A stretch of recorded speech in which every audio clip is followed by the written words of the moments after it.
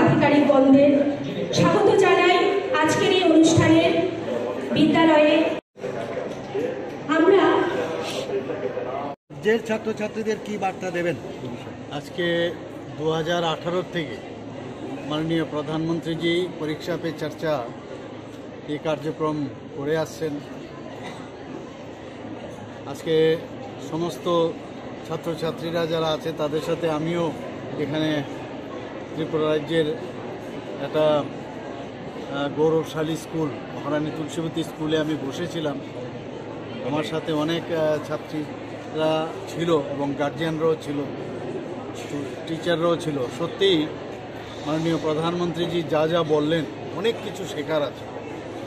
প্রথম যে বিষয় সেটা মনে হচ্ছিল যে শুধু স্টুডেন্টদের জন্যই উনি বলেছেন, কিন্তু আজকে উনি যেভাবে আমাদের সবার উদ্দেশ্যে যা বললেন, যে শুধু ছাত্রছাত্রীদের উদ্দেশ্যে বলেননি, গার্জিয়ান, প্যারেন্টস সবার জন্য এটা প্রযোজ্য।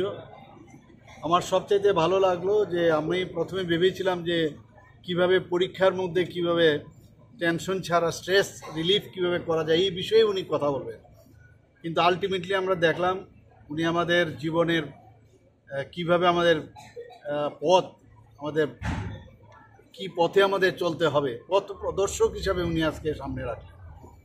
ঘরের থেকে আরম্ভ করে সমাজ জীবনে সব কিছু উনি আমাদের সামনে রেখেছেন, এবং বিশেষ করে অ্যাট হোমের যে বিষয় সেই বিষয়টা উনি রেখেছেন, যে কনফিডেন্স, ট্রাস্ট, স্টুডেন্টস, ছেলে মেয়ে এবং তার মা বাবা, আবার স্কুলের মধ্যে স্টুডেন্টস এবং তার টিচারদের সাথে কনফিডেন্স, এই যে কনফিডেন্স বিল্ড আপ, এবং সবচেয়ে বড় হচ্ছে নিজের উপর যে কনফিডেন্স সেটা আনার বিষয়ে কি কি পদ্ধতিতে নিয়ে আসা যায়। খুব ছোট ছোট বিষয়, কিন্তু আমরা এগুলোকে আমরা নজরআন্দাজ করি, সেগুলো উনি বলেছেন। উনি এটাও বলেছেন যে এখন যেহেতু টেকনোলজি এত ভালো হয়েছে, সেই টেকনোলজির যে অনেক সময় টেকনোলজিকে মানে অন্যভাবে ব্যবহার না করে সেটাকে এডুকেশন হিসাবে একটা টুলস, এডুকেশনের টুলস, সেই টুলস হিসাবে যাতে ব্যবহার করি, সেটারও উনি কনফিডেন্সের কথা বললেন।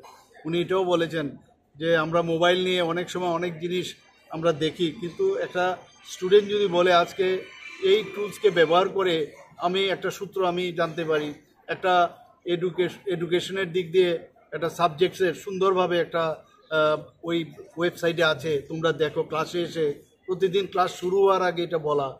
তো আলটিমেটলি এই যে নর্মাল লাইফ লিড করে পরীক্ষার জন্য যে যাওয়া, আমরা কি করি যে ছেলে মেয়েদের বেশি নাম্বার পেতে হবে, খেলাধুলার সাথে উনি বলেছেন খেলাধুলো নর্মাল, মানে সব কিছুই নর্মাল লাইফ যদি আমরা সবসময় যেভাবে আমরা